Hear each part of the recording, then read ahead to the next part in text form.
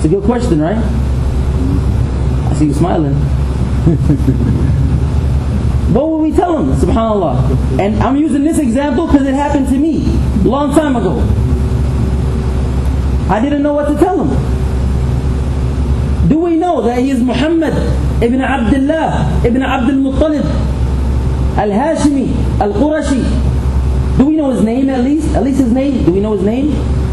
Do we know the tribe he came from? Or is it not important? Oh, it's not important, man. We're Muslim and we know, okay, already. We're already Muslim, man. We've been Muslim 20, 30, 40 years. You're not going to come teach us this little basic elementary kindergarten question. Do we really know? It's a shame. Do we know what was he revealed to? And why he was revealed to?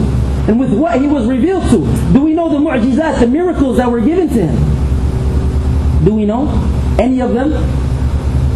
Somebody asks you, he says, okay, O Muslim. They're not going to say, O Muslim. They're going to say, do you know what's the miracle? What's the dalil? What's the proof that the prayer Muhammad, this Muhammad of 1,429 years ago was a prophet? What are you going to tell them?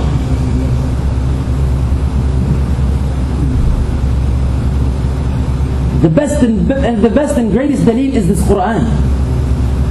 Do we know at least this Quran? Let's go back to the question of the Prophet Muhammad sallallahu alaihi wasallam. Do we believe in the Prophet Muhammad sallallahu alaihi wasallam like we're supposed to believe in him? Do we believe in him in a way and in a manner that we obey him and obey his commands? Everything that he says, everything that he warned us from? Do we do that? At least? Some people say, Akhi, we don't need to follow everything that the Prophet Muhammad ﷺ said, because it's just a sunnah, Akhi. This is just a sunnah. It's just a sunnah, right? Some people, this is how they think. They say, these sunnahs, they're just sunnah. It's not wajib, it's not fard. Allah subhanahu wa ta'ala tells us, فَلْيَحْذَرِ الَّذِينَ يُخَالِفُونَ عَنْ أَمْرِهِ. Beware and have caution to those who disobey one command of the Prophet Muhammad ﷺ. أَن تُصِيبَهُمْ فِتْنَةً. That a fitna befalls upon them. What is this fitna? We're going to get to it inshallah.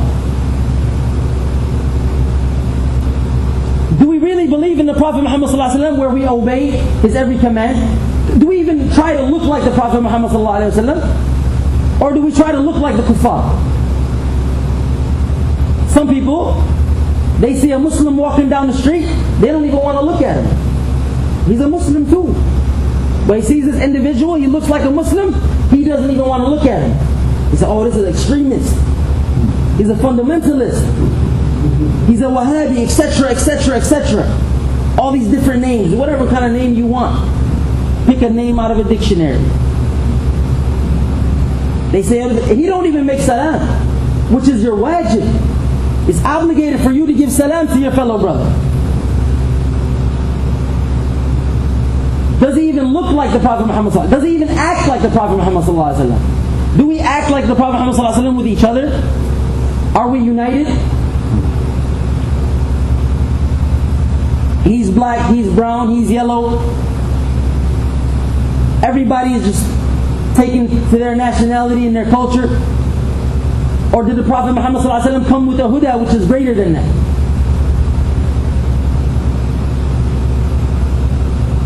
Did we know the Prophet Muhammad ﷺ? Do we know that he is supposed to be obeyed and he's not to be disobeyed?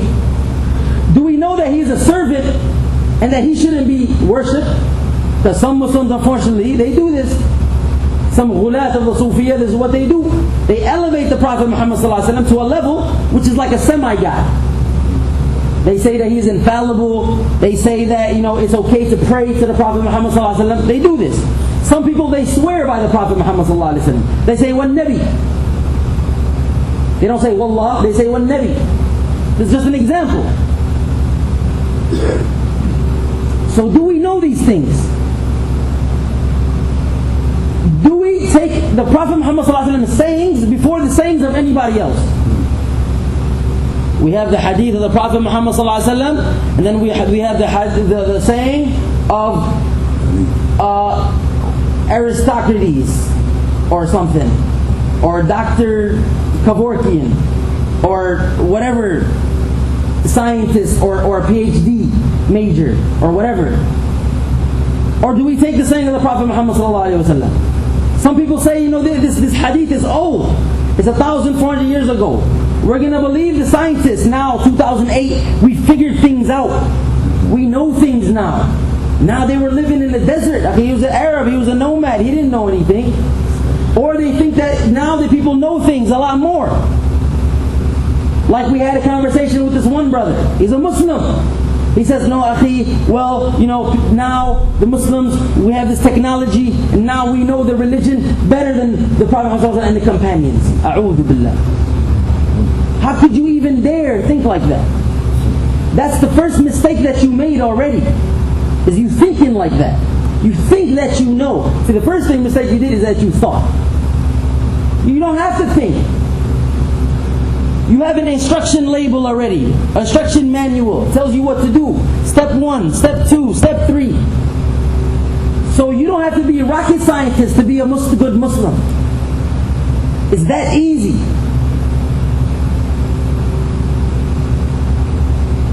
Some people say that the sayings of the Prophet Muhammad ﷺ, it goes against rationale. It goes against, the rationale and the logic. And some people, this is what they do to the sunnah of the Prophet Muhammad ﷺ. They say this is not logical. This doesn't, I can't understand this. It doesn't register in my brain. It doesn't have to register in your brain, because you're a creation. You're makhluk. You won't know everything about the revelation and the wahy. So what is our position towards the sunnah of the Prophet Muhammad sallallahu alaihi wasallam?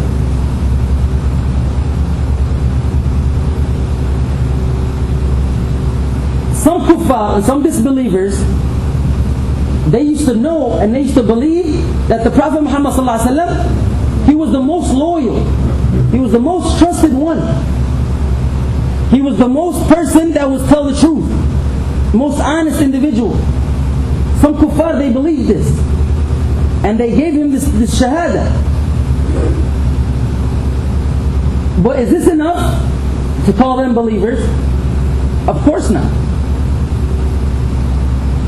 Absolutely not. This is what some Muslims do to the Prophet Muhammad sallallahu alaihi wasallam. They believe he was a righteous man. They believe that he was given the wahy and the revelation. They believe he was the honest and the noble and the trustworthy. But they didn't follow him. They're not adhering to his sunnah. What do we do with the hadith of the Prophet Muhammad sallallahu alaihi wasallam? Man raghiba an sunnati falaysa minni. Whoever veers away from my sunnah is not from me. So what do we do with that?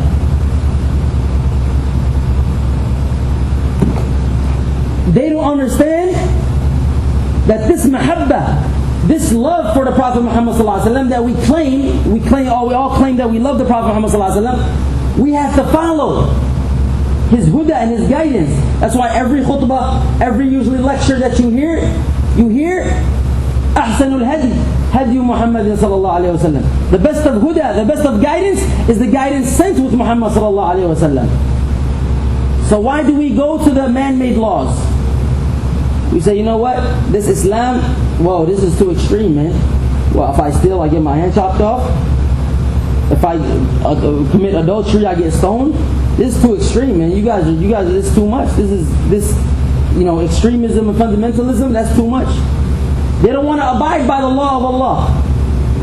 But as Muslims, have we abided by it first? Because we have to abide by it first, because we're already Muslim. We're not worried about the kuffar.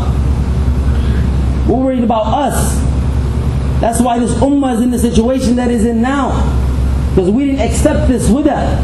And we didn't abide by the shara of Allah and the guidance of the Prophet Muhammad sallallahu alaihi wasallam. Because if we did, we wouldn't be in the position that we are today. أسأل الله أن يجعلنا من الذين يستمعون القول فيتبعون أحسنه. هذا وصلى الله وسلم على عبد رسول محمد وعلى آله وصحبه أجمعين.